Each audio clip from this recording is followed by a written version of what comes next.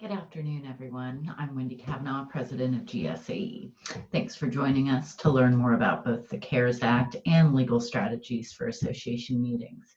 As you may know, pivoting to virtual is new for a lot of our associations. As we move through the program today, I'll provide a bit of commentary for how we're using Zoom to bring you and our members relevant information. A couple of reminders: everyone except our speaker will be muted. And for the best experience, you may want to toggle your viewing options at the top right of your screen between gallery and speaker view. Please use the chat feature to register your questions. And we are recording today and will send all of you follow-up information after the program as well. Our speaker, Jeff Tenenbaum, is one of the nation's leading association attorneys. He's an accomplished author, lecturer, and commentator on association legal matters. He counsels his clients on a broad array of legal issues affecting trade and professional associations, as well as other nonprofit organizations. He regularly represents clients before Congress, federal and state regulatory agencies, and in connection with governmental and internal investigations, enforcement actions, litigation, and in dealing with media. Among numerous other honors and awards, Jeff was the 2006 recipient of the American Bar Association's Outstanding Nonprofit Lawyer of the Year Award, and he is one of only 5 lawyers in the U.S. Legal 500 Not-for-Profit Hall of Fame. He's also the author of the ASAE published Association Tax Compliance Guide. Welcome, Jeff, and I am going to turn my scene off now. Thanks so much again for joining us today. Time for your questions, and I know there's going to be a ton, and I will do my best to try to answer as many as I can, but I apologize in advance for kind of the compressed time period and the amount of material. I did send to Wendy and Wendy and her various colleagues from the various SAEs, I believe, have forwarded to all of you some resources of mine that has a lot more detail that I'm going to be able to impart to you guys on the webinar today. For the first part, there's an article that I just updated this week with all kind of new developments and additional details about the Federal CARES Act and the resources that are available to associations and nonprofits. And it's written with an eye toward associations specifically. It looks like Wendy just posted those in the chat. That article, which is on our website, and there's a link to it, has a ton of detail about everything I'll be talking about. The first half of this webinar is not going to have a PowerPoint presentation, but I encourage you to look at that article for more details. The second part of the presentation about meeting and event cancellation issues, there's also a very comprehensive article. ASAE published it a few weeks ago, and I've made further updates to that. And then I do have a fairly comprehensive PowerPoint that we'll be using for the second part. But all of those links will be sent to you so you can access those materials. So with that being said, for the first part of this, we're going to talk about what sort of economic assistance is available to associations and other nonprofits in connection with the current pandemic, and particularly what sort of help from Congress is available to associations and other nonprofits. So as many of you have probably heard, there's this new federal law called the CARES Act, which was enacted, I don't know, about 2 weeks ago, a $2.2 trillion bill that provides economic relief for individuals, small businesses, hospitals, state and local governments, and nonprofit organizations, among others, with various forms of financial relief for the economic injury that has been imposed on these organizations and individuals because of the pandemic. I'm going to talk about a few highlights of the programs in the CARES Act, talk about some of the kind of eligibility requirements, some of the features, some of the benefits of these programs, and then I'll open it up for questions for you guys. So the kind of the feature aspect of the CARES Act, kind of the premier program that a lot of folks have been talking about, I'm sure you've been reading about it and hearing about it, is something called the Paycheck Protection Program. It's a brand new program, never existed before. It's administered through the U.S. Small Business Administration, although the U.S. Treasury Department has quite a significant hand in helping to set the rules and helping to administer it as well. It's essentially a jointly administered program. And the idea behind the program is to provide assistance to small employers defined as under 500 employees. So whether you're a for-profit business or a nonprofit that qualifies, either way, you have to have under 500 employees. And the idea is that if you have under 500 employees, and if you keep your employees on the payroll for the next couple months, so basically if you've suffered economic harm, you apply for this special Paycheck Protection Program loan, and then you use the loan to cover primarily your payroll costs for the next couple months, and that loan will be forgiven. So it's a very popular program because it's a forgivable loan if you use it for primarily your payroll costs. The problem for many associations is that it's not available to 501c6 tax-exempt organizations.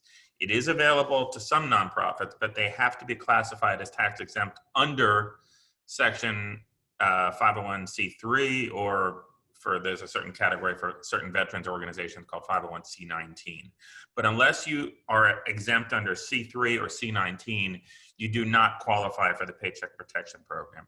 You also probably heard that that program, which was initially funded at, I think, $249 billion, ran out of money after the first few days.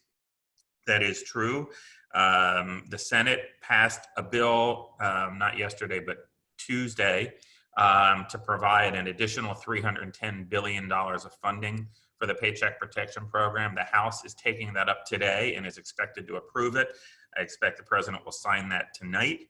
And so hopefully kind of the spigot will be turned back on for funding for this program starting tomorrow. But of course, the problem is that unless you're a 501c6 organization, and not only a 501c6 organization, a 501c3 organization, but not just a C3 that has employees. So a lot of you are probably thinking, I've gotten this question from tons of people, well, our primary association is a 501c6, but we have a 501c3 related foundation. Can that entity qualify? And the problem is that because that entity has no employees, it's basically not going to qualify.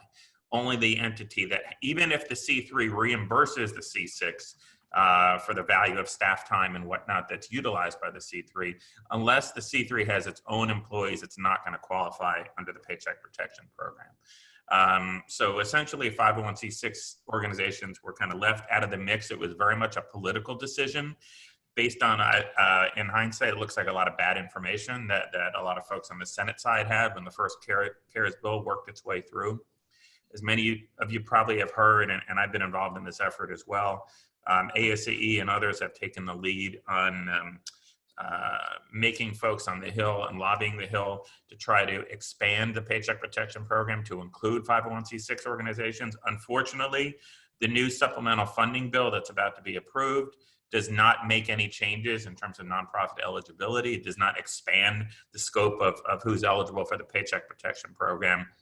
That being said, there is very high awareness right now amongst many key people on the Hill about the need and the importance to expand I'll call it the PPP, the Paycheck Protection Program, to 501c6 organizations. But the earliest that will likely happen, if it happens, and I think there's a good chance for it, is when Congress passes what some people are calling kind of CARES 2, kind of the second big economic stimulus package. Likely not, for at least a month, if not longer, at the earliest, unfortunately. But that is the situation, and it is really unfortunate because the PPP is a very valuable program. I'm not going to go through all of the details of it. You can see all the details in the article that Wendy sent out to you guys. It would be helpful if it's expanded. A lot of people are saying even if it is, it's going to come, unfortunately, later on. But we will have to keep a close eye on, and hopefully the program will be expanded to include 501c6 organizations. I saw some questions pop up about, if we have a for-profit subsidiary, or of course a related foundation, or we have, say, an association management company that has the employees. The key is who has the employees. So if the C6 has the employees, it's not going to qualify. If you work with an association management company and the AMC is the one that has the employees, if the AMC itself has less than 500 employees, it can qualify for a PPP loan, but not the associations that it manages. Similarly, if you happen to have a for-profit sub, and the for-profit sub is the one that has the employees on the payroll, which would be an odd construct. But if it had less than 500 employees, it theoretically could qualify. But that is what it is. By the way, I see a question about why didn't ASAE also advocate for C5s or C4s. ASAE would love for the PPP to be expanded to all tax-exempt organizations. Right now, the message that's come down from the Hill is that if there is going to be a good chance of getting a limited expansion to 501c6 organizations, the politics of including C5s and C4s, because of the C5s are the unions and C4s tend to be the political organizations, technically social welfare, but a lot of them are highly engaged in political activity. It complicates the politics very much, and that's the reason why ASAE has limited its advocacy to 501c6 organizations. Now, I should say there is another loan program available under the CARES Act. It's a longstanding SBA, Small Business Administration program called the Economic Injury Disaster Loan Program. Typically only available to small businesses, for-profit small businesses. That has been expanded, though, to allow all tax-exempt organizations to be able to qualify for it. 501c6 can qualify, 501c6s can qualify as well. A few important limitations, though, which kind of really, I think, diminish the value of the program, unfortunately. That program, by the way, also ran out of money. The new bill that's about to be approved by the House today will provide an additional $60 billion in funding for this program, so that spigot should be turned back on. However, this program only works, well, let me take a step back. So there's two parts to the EIDL program. First, there's a forgivable loan portion of it. So the first $10,000 that you can borrow under this program, if you're suffering economically from the pandemic, and you can demonstrate that, then you can get a $10,000 loan that is forgivable. It's called an EIDL advance loan. It is forgivable. However, the way that SBA is administering it, they're only going to give you $1,000 per employee that you have. So for smaller associations that may not have that many employees, you're going to be maxed out at $1,000 per employee. And then overall, they're putting a max of $25,000 per EIDL loan, period, to try to make the money go around further. So in short, there's not a lot of money available in this program. Up to $10,000, again, $1,000 per employee is forgivable. The rest has to be paid back. It is a fairly good interest rate, 2.75% with a 30-year repayment term. But again, effective maximum, even though theoretically you can get loans up to $2 million pursuant to the statute, the max that they are essentially imposing is $25,000 per loan. So again, limited utility, but it is an opportunity for C6 organizations. And if later the PPP program is expanded to include 501c6 organizations, then you can apply and qualify for both loans. Right now, the way the law is written is that you cannot use the loan proceeds from EIDL and PPP for the same expenses, because you have to prove what expenses you're spending it on. But you can't theoretically apply for both. And I saw someone asked who administers the EIDL program, also administered by the Small Business Administration. And this is an important distinction. The PPP program, for those of you that are C3s that have employees and can apply for that once the funding gets turned back on, you apply through your private lender, through your bank, your credit union, et cetera, any other SBA approved lender. Whereas for the EIDL loans, including the EIDL advance loans, it's a direct application through the SBA website. And in my article, there's a link to that application page. So it's a direct loan from the Small Business Administration. One other, and by the way, yeah, someone's asking, it's for the advance loan, it's maximum of $1,000 per employee. So if you had 10 or more employees, you can qualify for the maximum $10,000. If you only have 5 employees, then you can only qualify for $5,000. But 10, so if you have 25 employees, the max you can qualify for is $10,000. That's for the advanced portion of it, the portion that is forgivable. For the rest of it, up to $25,000 max, it's not based on the number of employees. And for these EIDL loans, you don't actually apply for a specific amount. You put in all your financial data, and then SBA determines what you are eligible for. And then, of course, like all the PPP loans in this, you go through this application process, but then you're not actually bound to the loan and obligated to the loan until you actually agree and sign the loan documents at the end. One other important feature of the CARES Act that I want to highlight is called the Employee Retention Payroll Tax Credit. For those of you who were on the ASAE Congressional Town Hall that I moderated last week, we had some discussion about this because one of our speakers, one of the members of Congress, was one of the principal authors of this, and she talked about it quite a bit. It's essentially, so even though you're tax-exempt organizations, and with the exception of unrelated business income tax, you don't pay tax on your income. You don't pay corporate income tax on your net income.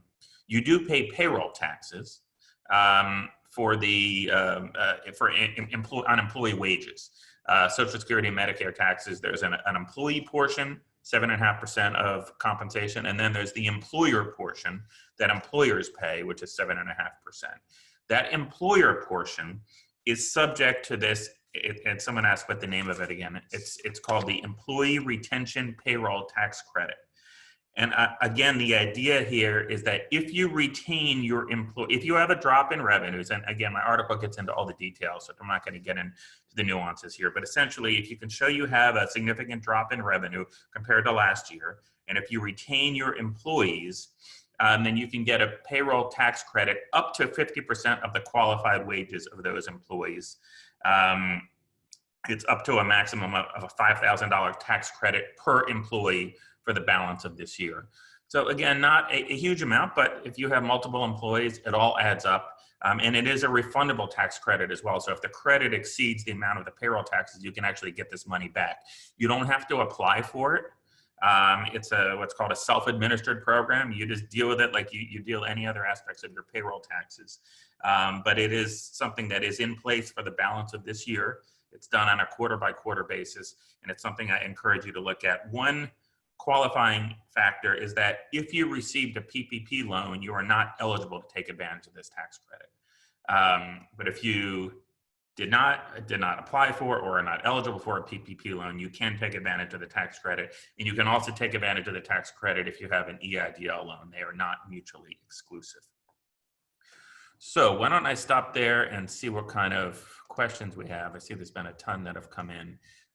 Those are kind of the highlights of what I wanted to talk about with the CARES Act and these programs. There's obviously a lot of details. There's a lot of nuances. There's a lot of questions that my colleague and I have been advising our clients on in terms of, how these things apply. By the way, Wendy, it looks like the resources, those links that I sent you, they're 3 separate links, and I think because they're all together in one post, they're all kind of bleeding together. So you might want to post those separately so people can easily access them.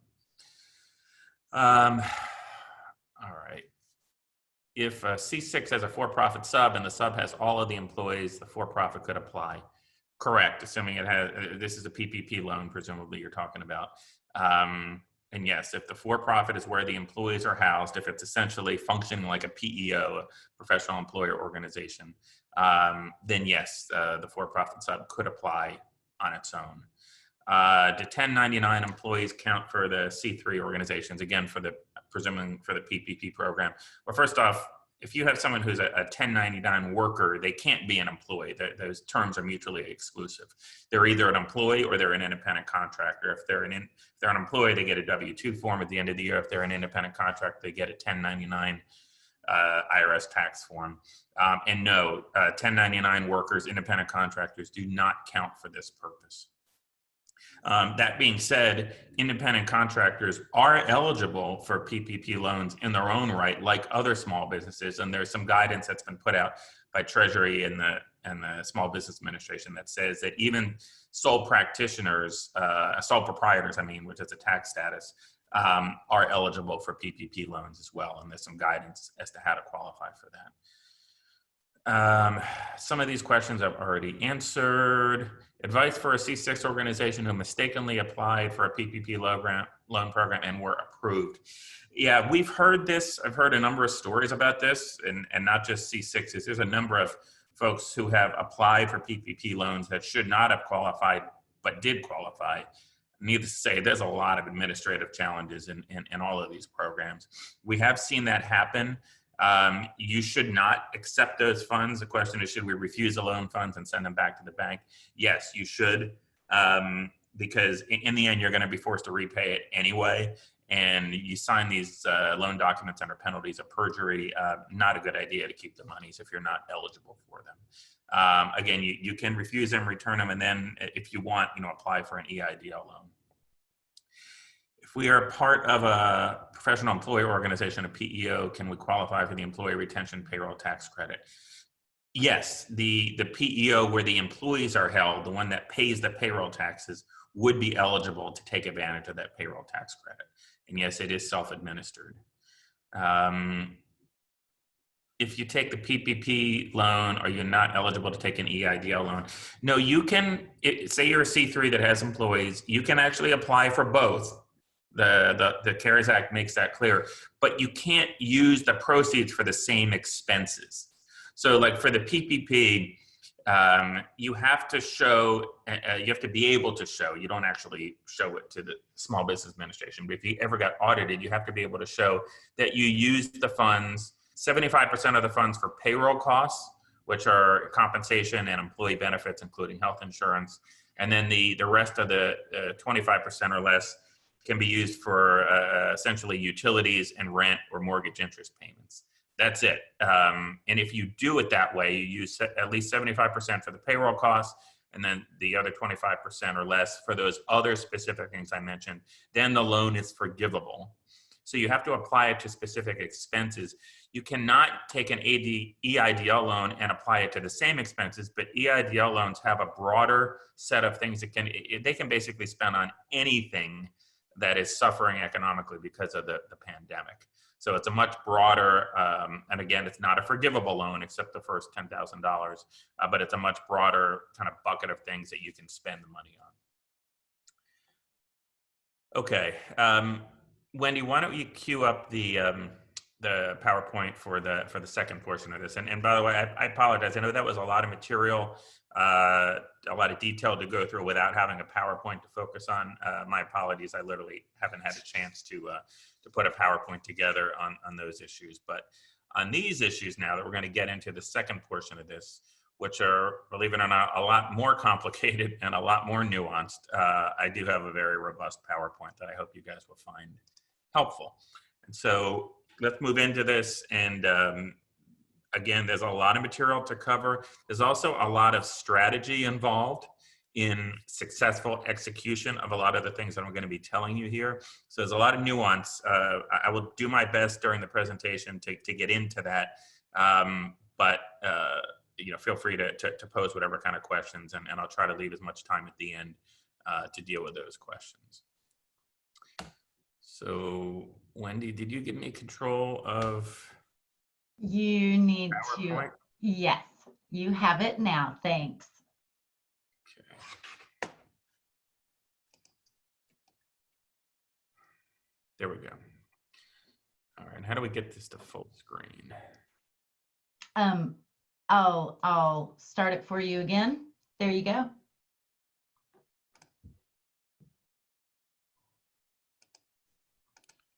Okay, sorry.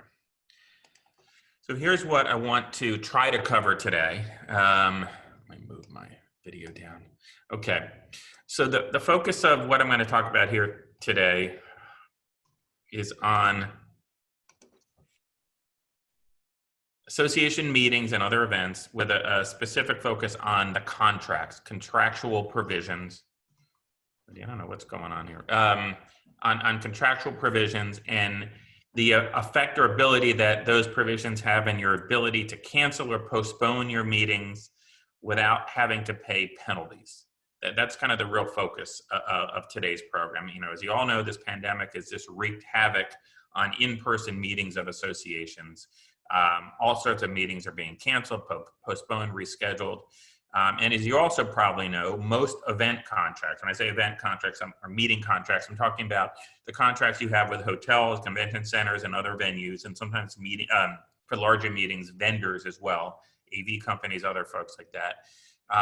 Most of those contracts say that if you cancel the contract particularly after you get past a certain point in time closer to the meeting, then if you cancel without a legal excuse to cancel, then you're going to be stuck with paying very significant cancellation penalties.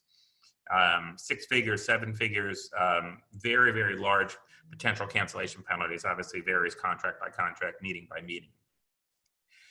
But if certain things are satisfied, certain requirements are satisfied, and that's what I'm going to talk mainly about today, then you are able to cancel those contracts without paying any penalties.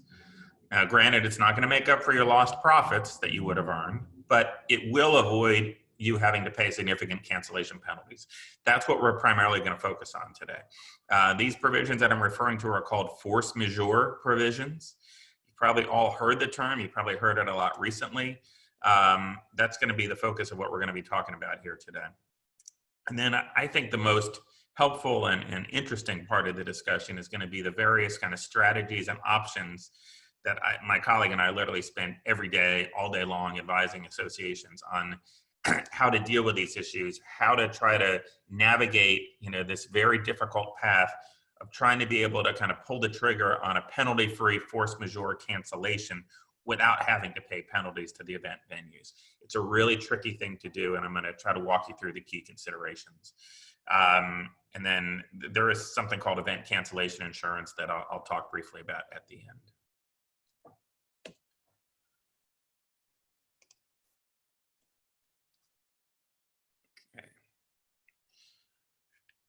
Andy, I'm not sure what's going on here, but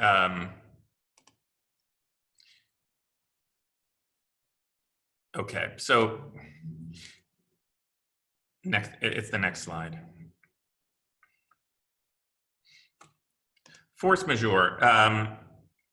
So what is force majeure? So force majeure is actually, technically it's a French term. It's a French term that essentially means you have some intervening event that makes it impossible for you to hold the meeting. In a lot of contracts, this is referred to as an impossibility clause, if it's not referred to as a force majeure clause. Some contracts refer to it as termination without cause.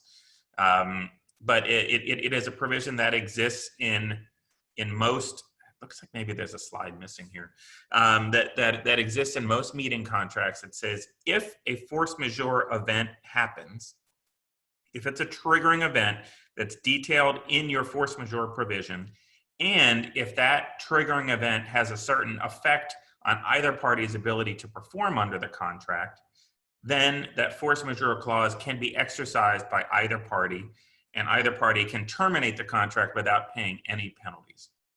And so if you can think of it like this, there's kind of two aspects to, if you look at the bottom bullet point here, there's kind of two-part test for every force majeure, for most force majeure provisions, I should say. There are some, it's a rarity, but there are some that kind of only have the first part, they don't have the second part, which is much more favorable for the event sponsor. But essentially how this works is, A, do you have a qualifying event, act of God, war, strikes, riots, disease, or something else that's a triggering event? And then second, what does the effect of that event have on either party's ability to perform under the contract? So the two key things to focus on here, and actually let me go to the next slide so I can kind of, oh, I see the slides were out of order for some reason. This is a kind of a model force majeure provision. So I want to focus on this so you can kind of see exactly what I'm talking about. So the top part of this slide kind of has a whole list of potentially qualifying events. But then what it says is, or other similar cause beyond the control of the parties. A lot of force majeure provisions are written alternatively to say, including but not limited to.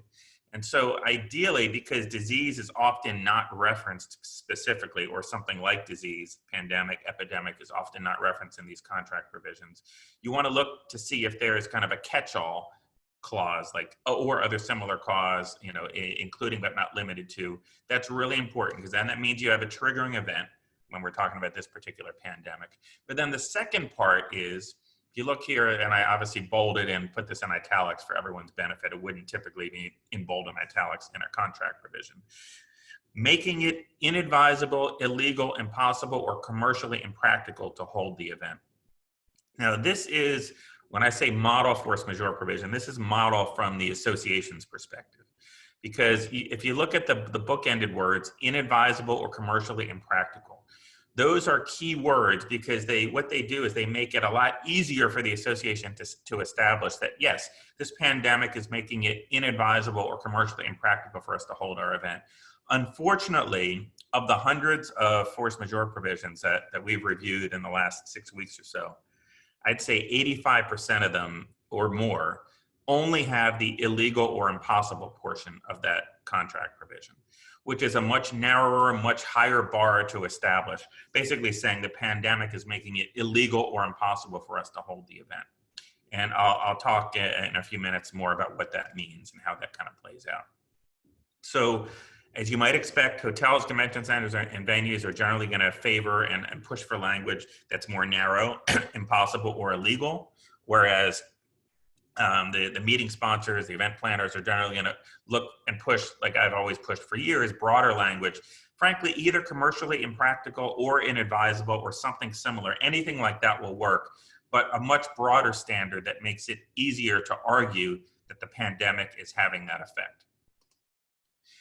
Now, if the contract, and this is again a rarity, but I have seen a few in the past few weeks, if the contract does not contain a force majeure provision, then you have a strong argument that some of these, what are called common law contract doctrines, there's a doctrine of impracticability, a doctrine of impossibility, and a doctrine of frustration of purpose. Those are the three most relevant ones. Those are pretty good, helpful, broad doctrines from the association's perspective that basically says if there's an unexpected intervening event, the parties' agreement assumed that such an event would not occur, like it wasn't a foreseeable event, and the unexpected event made the contractual performance impossible or impractical, then those doctrines of impracticability or impossibility will apply. Now, the doctrines, it's common law, so it's state-based. The doctrines vary state by state. Some states have more favorable jurisdictional precedent than others, but it is something to be aware of. Unfortunately, if your contract has a force majeure provision, the way that most hotels and convention centers interpret it, they say, look, the parties agreed to this particular language, therefore these common law doctrines don't apply, they don't come into play. It doesn't mean they're right in that analysis, it just makes it more difficult for the association to assert. Now, let's get into some of the strategy here. If your force majeure provision has the, let's assume it has some kind of catch-all phrase, including but not limited to, so this pandemic will be covered. But let's say it only has the impossible or illegal standard. Frankly, even if it has more broad language like commercially impractical or inadvisable, it's largely the same basic analysis, which is you have this provision that's in place. That provision doesn't change. But what changes is how does that provision get applied to the facts that exist at the time that you might terminate? And that's, by the way, how the attorneys for the hotels and convention centers view this. They say whenever you cancel, whenever you pull the trigger and send that written cancellation notice, that locks in the facts as of that date. So whatever situation exists as of that date, that's how they're going to analyze it. Not what might happen tomorrow or the week after or the month after. They're going to look at what conditions exist at that particular point in time. Now, again, just because a hotel or convention center is taking a different view on this doesn't mean in the end they would prevail if this got litigated or arbitrated. But most of the hotels and convention centers are taking the position that they are not going to accept a force majeure cancellation without penalty unless there is a governmental ban in place that prevents your meeting from occurring at that particular date or dates in that particular location. So as you all know, we have a lot of state and local bans on large gatherings, and we have a lot of state and local stay-at-home orders, which are in place right now across the country. Most of them have expiration dates. Even those that don't have expiration dates, you can't just presume it's going to go on forever. And what we're starting to see now, yesterday in Georgia, and we're going to see it in other places where some of these bans on large gatherings and or stay-at-home orders. And by the way, they're generally in most states 2 separate things. So you have to look at both separately and independently. A lot of them have different expiration dates as well. What you have to look at is, okay, we have our meeting coming up. Let's say you had a meeting coming up a month from now. What are we, April 20, whatever we are, late April 23rd.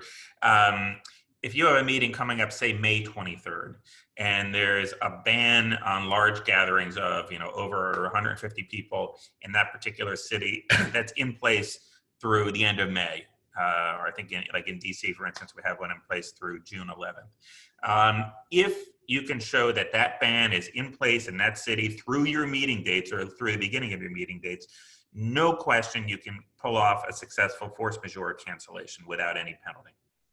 Unfortunately, most associations can't wait that long to pull the trigger. They're under I'm not telling you guys anything you don't know. You're under enormous pressure to cancel your meetings that are coming up in June, July, even August. Hopefully not.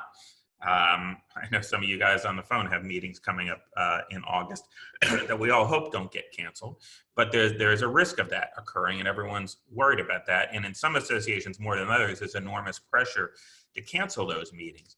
But the problem is that none of these governmental bans extend that far, and at the federal level there are no bans. There's only advisories from the White House and the CDC, no actual bans. There are some international travel bans, but there's no domestic bans on travel or large gatherings, just advisories. And even those have, like the CDC's guidance has expiration dates. And so what we're finding is that it's becoming more difficult to argue for a successful force majeure cancellation. The way that I view it is you have this window, this kind of theoretical window of a beginning point. It's not set in stone, but some date, and once that initial date passes, you're probably in that zone where you can more likely than not successfully argue for force majeure cancellation. Maybe that zone starts now, maybe it starts, and I'll talk a little bit more about the strategy there, but then at some point that window is going to close. And largely what we're talking about is whenever the state and local bans get definitively loosened enough or lifted such that the meeting could be held. And we're starting to get to that point now. At least there's a lot of concern that folks were getting to that point in some geographic locations, likely not in New York or California, but in a number of other places. Right before this, had a call with an association that has a big conference scheduled for Vegas for this summer. And, as we saw yesterday, some comments from the Las Vegas mayor, there's a probably better than not chance that things get very much loosened up from a governmental kind of regulatory perspective sooner rather than later. And so that window is going to likely close in places like that, which means if you want to try to pull off a force majeure penalty-free cancellation, you're probably going to have to do it sooner rather than later. Because what you're trying to show is that for the vast majority of these clauses that say impossible or illegal, you're trying to show, look, we can't wait until the day before our conference to cancel. That's not reasonable.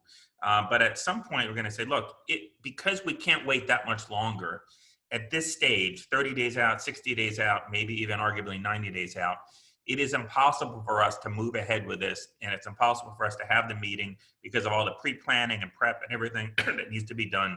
So therefore, we are going to argue that this force majeure provision applies now because we're close enough.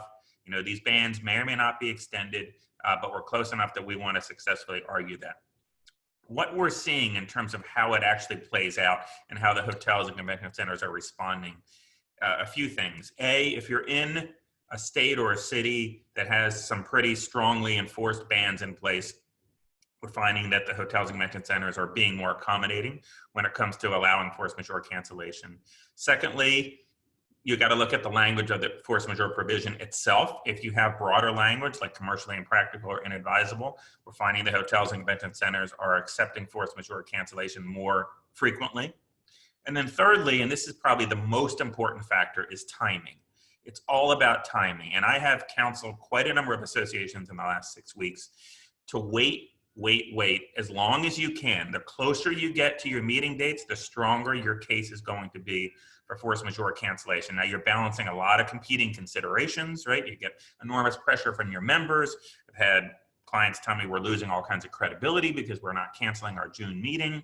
And look, I've told almost everyone, you got a meeting in May and in June, an in-person meeting, we all know you're not going to have that meeting. It's not going to happen. It's not a question of whether you're going to have the meeting. It's a question of when you're going to cancel and how you're going to be able to pull the trigger on such cancellation so that you can minimize the risk of any cancellation penalties. So it's not whether, it's when, and the timing is absolutely critical. Now, I'm sure we're going to get a lot of questions about this. In terms of this impossibility standard, another thing that we're focused on is, in addition to the governmental bans making it impossible or illegal to hold a meeting, which is what the hotels and convention centers are really focused on, I believe there's a very strong argument that if your members or if your attendees are coming from employers or other institutions where they are prohibited from traveling during your meeting dates. We're seeing this a lot in healthcare. We're seeing it a lot in the higher ed, kind of college and university setting. A lot of colleges and universities have imposed travel bans on non-essential travel through the end of the year, shut down professional development travel and expenses and things like that. If you're we have some clients where the attendees are primarily coming from overseas, or at least a large percentage, where they're prohibited from traveling here, either by our government or by the foreign governments or both. If you're in those kind of situations and you can prove that through polling, through other things, I think that's a very strong argument to argue impossibility, that it's impossible for you to hold the meeting. Now, granted, the hotels, convention centers may push back, but I think it's a very strong argument to use. And when you ultimately pull the trigger on a force majeure cancellation, it's really important what your letter says. So these force majeure provisions always require the cancellation to be in writing. And we're not talking about a one sentence email that says we're canceling pursuant to this provision. No, it's the opposite. It's a letter where you're throwing the whole kitchen sink of all of the legal and factual arguments why it's illegal, impossible, commercially impractical, whatever your force majeure provision says. You tie it into that, you cite that provision, and then you give all the evidence as to why it's illegal or impossible. The state and local governmental bans, CDC guidance, comments from the White House. We had one yesterday where the state health commissioner made a comment at a press conference about how, I forget it was he or she, thought that in that particular state, that it would be unsafe, to have any in-person meetings through the end of the summer or something like that. That's very relevant, okay? It's not a governmental ban, but the senior health official in the state, public health official making a comment like that, it's very relevant. You want to gather all of that relevant evidence, lay it out in the order of your strongest arguments to the weakest, and put the whole kitchen sink in those cancellation notices. Those notices go typically to the attorneys for the properties, and they're going to evaluate each one differently based on all these different factors. They very much know about all the governmental bans that are in place, when they're supposed to expire and whatnot. But the more you can strengthen your arguments, the better your case is going to be. Now, let's move on to this next slide. I'm kind of jumping all around, but I'm really trying to focus on the key things here. Timing is key, as I just said. Generally, the longer you can wait, again, recognizing there is going to be an end to that theoretical window, that you don't want to let it get to that point. But the closer you can get to the meeting date, and what we're finding is that if you're within a 60-day window from the date of your meeting, associations seem to have a lot more success in successfully arguing force majeure. Now, every property is different. We're seeing enormous pushback from the hotels and convention centers. In fact, more this week than in the prior weeks. I think because of the dynamics we're seeing on the national level, in terms of what's coming out of the White House and whatnot, and some of these states and cities starting to open their geographic locations back up.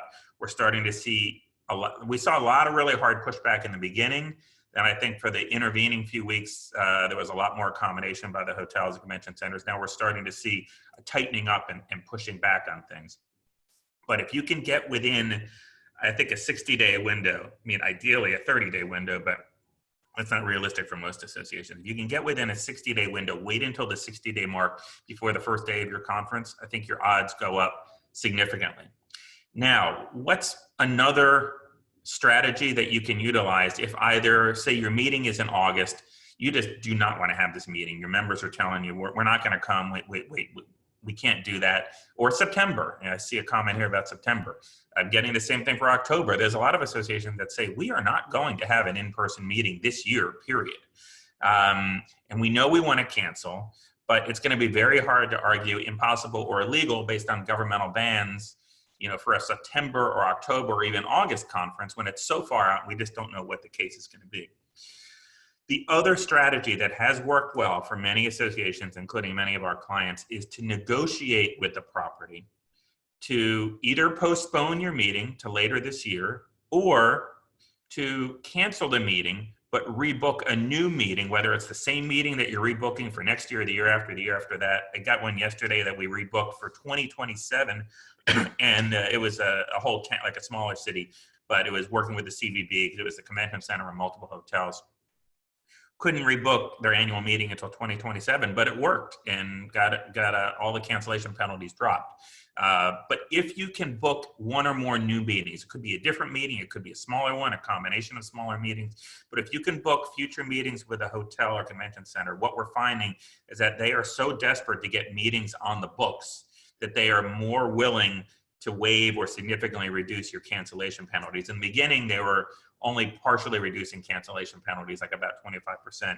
More recently, we're seeing much broader kind of complete waivers of cancellation penalties if you're willing to rebook. An important thing, though, to keep in mind, if you're talking about postponement, say to the fall, say you have a summer meeting you want to postpone to the fall, and they're willing to waive the cancellation penalties if you postpone, the thing you have to recognize is that you are going to have significantly reduced attendance at that meeting. It's just, everyone recognizes it. I'm not telling you anything you don't know. It's going to happen. And so most contracts with hotels and convention centers, especially the hotels, have what are called attrition clauses. And these are clauses that impose, this is when you go ahead with a meeting, but you have less than expected attendance. There are generally attrition penalties for sleeping room revenue and food and beverage revenue, essentially guaranteed minimums. Usually have an opportunity to adjust those minimums downward up to a certain point in time. And then after that, you're locked in. And if you don't meet those minimums, these are written all different ways and some are more complex than others. But bottom line is if you don't meet those revenues, then you're hit with these attrition penalties, basically to help the hotel or convention center make up the shortfall in the sleeping room revenue and the food and beverage revenue. It's critically important that if you're going to postpone your meeting to later this year, or even arguably for the early part of next year, recognizing you're going to have reduced attendance, you need to reduce those guaranteed minimums and or eliminate the attrition penalties or reduce the penalties or some combination of all of that so that you don't get stuck with big attrition penalties when you have 50% reduced attendance from what you would otherwise expect. So that's pretty much what I just talked about here. If you're going to postpone, here's what you need to do to reduce your risk. There's also the last bullet point here, talks about if you do end up holding your meeting and we're still in a situation where there's no vaccine for the virus, what sort of things do you need to do to help protect your association from liability and protect your attendees from physical harm? That's a kind of a webinar for, I think, a future day. Finally, real briefly, event cancellation insurance. Right now, if you go to try to purchase event cancellation insurance for future events, you cannot get any coverage for what are called communicable diseases. No matter what you pay extra, you cannot purchase coverage right now for communicable diseases. But if you purchased coverage last year for an event that's occurring this year, or I have a few clients that actually purchased it 2 or 3 years ago, you can purchase it that far out. If you paid extra to have communicable diseases covered by the policy, then arguably you do have coverage for any cancellations or postponements or reduced attendance that occur for your meetings this year. It's a lot more complicated than I'm laying out, and the nuances of how to make sure you get coverage are something that, again, I spent a lot of time on, too much for today's program. I wanted to flag that for you. You should always look, because if you have event cancellation coverage, not only covers losses, things like cancellation penalties, but it also covers your lost profits that you would have earned if you had the event. You guys, you have or will have access to all of these PowerPoint slides. A little bit here about commercial general liability insurance. When you do go ahead with your meetings, if someone contracts the virus at a meeting and files a claim. And then same thing on the employee side in terms of workers' compensation insurance. You can take a look at that.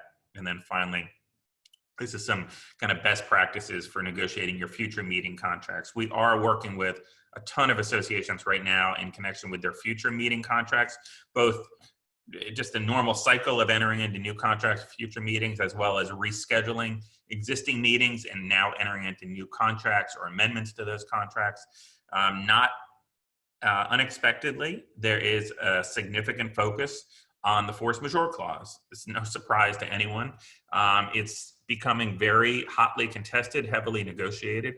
I've seen some new, I just earlier today saw kind of the Fairmont's new kind of corporate kind of force majeure clause, which is, frankly, really not much worse, than what we've seen in the past. But bottom line, it's going to be heavily negotiated. And one suggestion I have here, if possible, this rarely happens, but one thing I've always tried to do is tie the force majeure clause into the attrition clause, so that if there's a triggering force majeure event and the force majeure clause applies, but you don't want to cancel, you decide to go ahead with the meeting anyway, you want to be able to use that to reduce or eliminate your attrition penalties. And then finally, even though you can no longer get coverage right now, at least, it may change in the future, and there may be some congressional involvement in this, like there was after 9/11 in terms of terrorism insurance. But event cancellation insurance is still something valuable. Trust me, the associations that have coverage right now for their canceled events this year are absolutely thrilled that it was, the best $5,000 or $10,000 they ever spent. Even though you can't get communicable disease coverage, it does cover many other unexpected events, and it's something still worth looking into. That is it.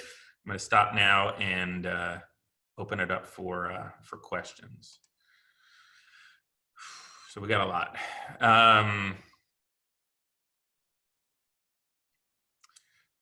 Yes, so the CARES are probably a common question. Our meeting is in November, our meeting's in December. We're thinking about canceling, and we're worried about proceeding. This is one where it's almost impossible to successfully pull off a force majeure termination now for a meeting in November. It's almost impossible. I could theoretically come up with a set of facts where you could argue impossibility, but it's going to be extremely difficult. Really, if you've just decided, your board's decided, whatever, that you cannot go ahead with a November meeting and you're not willing to wait, then your best bet is to try to negotiate with the venue, try to get them to waive the cancellation penalties. If you book a new meeting for next year, the year after that, multiple meetings, give them some incentive. If you have to, pay some cancellation penalties, but try not to pay all of them. I've given advice to some clients to maybe, instead of paying cancellation penalties, offer to up the food and beverage minimums, make a nicer, more robust meeting for your attendees, pay a little more in the food and beverage, and not have to just waste it on cancellation penalties. There's a lot of strategies there, but that's really your best bet for if you want to cancel your November meeting. I mentioned earlier, if you do move ahead with meetings, August, September, October, November, December, pretty much any time before there's a vaccine for this virus, which is likely going to be, they say, a year from now at the earliest, you are going to have to take precautions in order, obviously, for your attendees and your employees' health and safety, but also to mitigate your liability risk. The CDC already put out, I think it was back in early March, they put out published guidance for large meetings and gatherings of things that you should do coronavirus related in order to help protect folks. I presume that once the in-person meetings kind of get really back online, the CDC is likely going to revise and expand that guidance, make it more detailed and more robust. You're going to want to follow that guidance at a minimum. It's going to be essentially a benchmark for negligence. If you don't follow those things at a minimum, someone could easily argue that if they contract the virus, that you or the hotel or both were negligent in how you carried on the meeting. I'm not suggesting that that's all that you need to do, but you need to look to guidance like that, at a bare minimum as kind of a standard of care for how you're going to need to carry yourselves at this meeting. And it may involve requirements on social distancing and policing it. Certainly is going to involve a lot of cleanliness issues. It may involve face masks. It may involve all sorts of warnings to people. It may involve having medical staff on the standby. And there's a lot of different things that you may need to do. But as we get closer to people starting to hold these meetings, this is something you're going to have to focus on. Do you recommend trying to negotiate contracts for 21, 22? I'm talking about 2021, 2022. Try to reduce the attrition clauses. Look, one thing I have seen is that it's a buyer's market right now when it comes to association meetings and events, because the hotels, the convention centers, the meeting venues, the meeting vendors, they're desperate for business right now. They are struggling. And so that's why they're playing hardball on a lot of these cancellation discussions, debates, negotiations. But it's also why they're being, not all of them, but on average, being fairly accommodating if you are willing to hold new meetings. And I've had some great success in getting some fairly favorable contracts for 2021, 2022, 2023. Are we getting them to eliminate cancellation penalties or eliminate attrition penalties? No, I have not. What I have seen is that if you're willing to still hold a meeting this year, then you have a very good shot of eliminating those sorts of things. But for meetings next year and beyond, I haven't seen that sort of success. Can you give me an example of how to tie the force majeure clause into the attrition clause? Yeah, I mean, one way to do it, and I think actually, yeah, if you look in the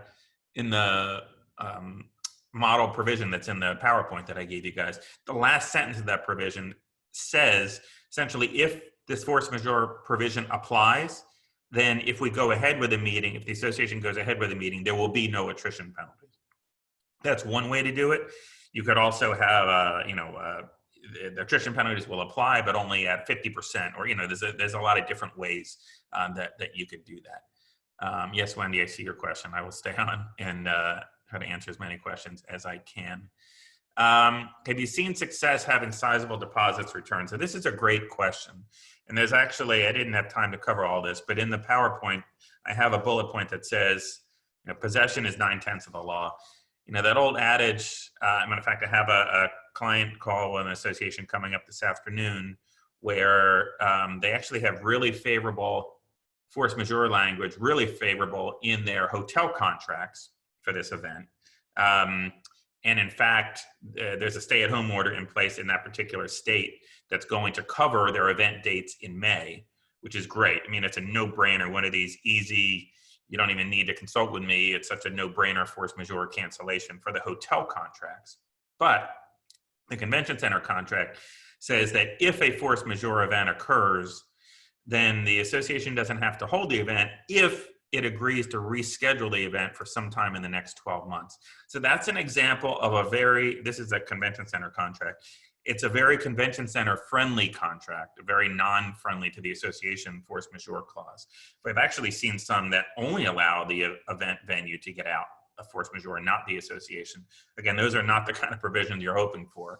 But in this particular one, because it requires rescheduling in the next 12 months, and because the entire fee to the convention center has already been paid as a deposit, that makes it a lot more difficult. And I'm going to probably have to advise them that unless they're willing to give up the deposit, and it's fairly sizable because it's the full amount, they just recently had to pay like the balance maybe 2 months ago or so.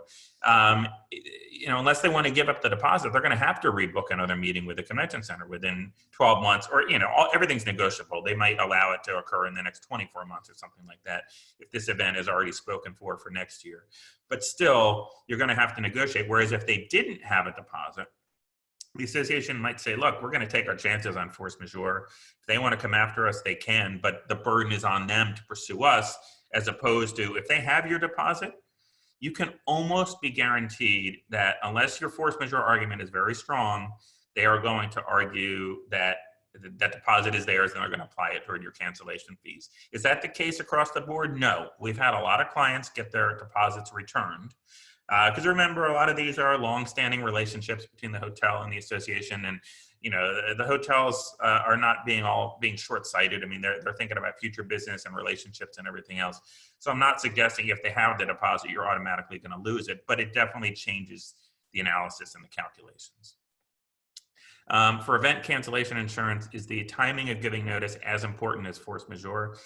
Absolutely, it's just as important, and in fact, because of the way, I didn't have time to really get into this, but the way that these event cancellation insurance policies are written, it's essentially the same analysis. It's essentially an illegal or impossible standard, because most of them are written in the insuring clause or the definition of cancellation in such a way as it says you can cancel if the association is unable to hold the event, or one of the policies, HCC, says physically or legally unable to hold the event. And what they do, the insurance carriers, the same way as the hotels and convention centers, they look at what are the facts that exist at the moment you gave the cancellation notice. And I've heard that the big insurance carriers have their own kind of spreadsheets of all the different states and localities and what sort of governmental bans are in place. And so effectively, it's the same analysis. And so the timing is absolutely critical. For a rebooking, I'm now thinking we should start with a new contract, even though they've offered the same terms and no penalties. And we should strengthen our language. Do you agree? I cannot answer that in the abstract. I will say maybe it's a typical lawyerly answer, but it depends, and it really does depend. I've had some where the language, like the force majeure language and other provisions of the contract, remember, force majeure is not the only important provision here. There's lots of other important provisions. There's the amount of fees that you pay. There's a million other things that are more or less important depending on your circumstances. Room rates for attendees, how much food and beverage costs, attrition penalties, all the rest.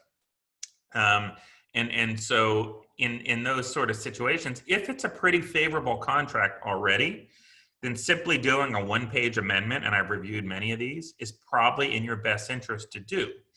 If, on the other hand, I've given you some examples of some really bad contract provisions from the association's perspective. In those situations, if you have an opportunity to negotiate a brand new contract, you're probably better off doing so, especially if everything's on the table in terms of, from a business perspective, all the business terms and conditions, not just the legal ones. It may very much be in your best interest. So it's really going to depend on each circumstance. And then, finally, one of the interesting things I've seen in some of the new force majeure clauses that are coming out from some of the hotels, I mentioned Fairmont, I've seen some from the Marriott properties. They're actually, in terms of the qualifying events, they're actually including CDC guidance and advisories, not just bans like state and local bans or international travel bans, but actually CDC advisories and other governmental advisories that reach a certain threshold. That's good. That's helpful language. Okay. But this is my last point, and I'm going to wrap this up. Even if it says that, don't get all excited and say, oh, this is a great provision because it has all of this, good stuff about CDC advisories. We're not just limited to a governmental ban. Because remember, it's a two-part test generally, the way most of these are written. And each one of those that I've seen still says that makes it impossible or illegal for you to hold your event. And so while it helps, I think it helps strengthen the argument. It really, I think, only moves the needle very slightly because you still have to show impossibility or illegality, which is a very high standard. So even if you see that from a hotel or convention center, you really want to push hard to get one word added, like inadvisable or impractical or commercially impractical, in addition to illegal or impossible. It'll greatly strengthen your hand in the event that you have to pull the trigger on force majeure cancellation. Thank you for the comments on the plans. Wendy, I'm going to wrap it up here. You guys have my contact information on the last slide, so if anyone has follow-up questions, feel free to reach out. Probably by email is easiest. Thank you all for participating today. Hope you found it helpful, and I'll turn it back over to Wendy to close us out. Again, Jeff, thank you so much. I know that certainly the SAE members who joined us today took a lot of notes. And of course, as we mentioned earlier, we've recorded this presentation. It'll be ready within probably about 48 hours. We may need to do a little editing on it. We'll send out Jeff's PowerPoint as well as those resources again. And Jeff, again, just terrific news. Thank you so much for sharing your expertise and your knowledge with the SAE community. We really appreciate it. My pleasure. I hope everybody has a great afternoon. Thanks, guys.